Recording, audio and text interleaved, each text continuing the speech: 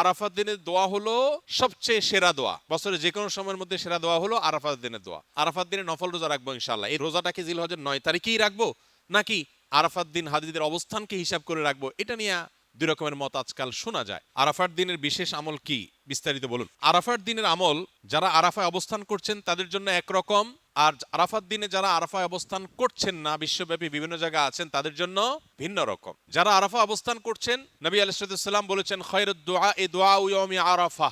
এই হাদিসের এই অংশটা যদিও আম, এখান থেকে আরাফাত দিনের দোয়াকে নবীজি বলেছেন আরাফাত দিনের দোয়া হলো সবচেয়ে সেরা দোয়া। বছরের যে কোনো সময়ের মধ্যে সেরা দোয়া হলো আরাফাত দিনের দোয়া। যদিও আরাফাতের ময়দানে হাজিদের দোয়া কবুল হয়, ফেরত দেওয়া হয় না, বহু হাদিস আছে। যেহেতু হাদিসে আরাফাতের দিনের দোয়াকে সেরা দোয়া বলা হয়েছে, আমরা যদি দূর থেকে আল্লাহর কাছে দোয়া করি, আশা করতে পারি আল্লাহর কাছে, আশা করতে অসুবিধা না যে আল্লাহ তাআলা দোয়া হয়তো কবুল করবেন।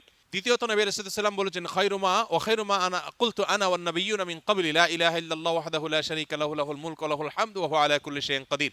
আরাফাত দিনে নবী রাসূলুল্লাহ সাল্লাল্লাহু আলাইহি ওয়াসাল্লাম বলেছেন, আমি এবং আমার পূর্বে নবী রাসূলরা যত দোয়া আল্লাহর কাছে করেছেন এর মধ্যে সবচেয়ে সেরা হলো এটা, লা ইলাহা ইল্লাল্লাহু ওয়াহদাহু লা শারীকা লাহু লাহুল মুলকু ওয়া লাহুল হামদ ওয়া হুয়া আলা কুল্লি শাইইন কাদির। এটা আমরা বিশেষ করে পাঠ করব। আরাফাত দিনে হাজী সাহেবদের জন্য রোজা রাখা নিষেধ, বেশি বেশি দোয়া করবেন তারা, তাদের জন্য করণীয় আমলগুলো।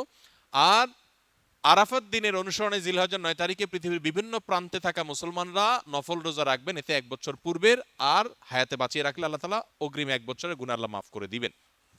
এজন্য আরাফাত দিনে নফল রোজা রাখবো ইনশাআল্লাহ। এই দোয়াটা কি এই রোজাটাকে জিলহজের 9 তারিখেই রাখবো নাকি যে আপনার আরাফাত দিন হাজিদের অবস্থানকে হিসাব করে রাখবো, এটা নিয়ে দুই রকমের মত আজকাল শোনা যায়। তবে আরাফাত দিনে হাজিরা অবস্থান করছেন উভয়, ওইটার সাথে মিল রেখে গোটা বিশ্বে আসলে ওই দিনে একই সময় রোজা রাখা এটা সব ক্ষেত্রে সম্ভব না, ভৌগোলিকভাবে এটা সম্ভব না।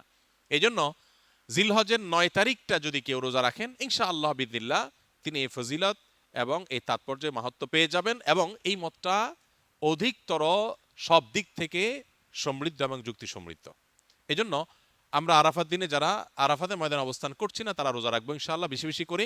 আর জিলহজের 1 থেকে 9 তারিখ পর্যন্ত সবগুলো দিনই রোজা রাখতে পারলে আরো ভালো। তাহলে সেক্ষেত্রে ইখতিলাফ এবং মত পার্থক্যের আপনি এমনিই উঠে গেলেন। সবগুলো দিনই আসলে রোজা রাখার চেষ্টা করা দরকার যদি তৌফিকে হয়।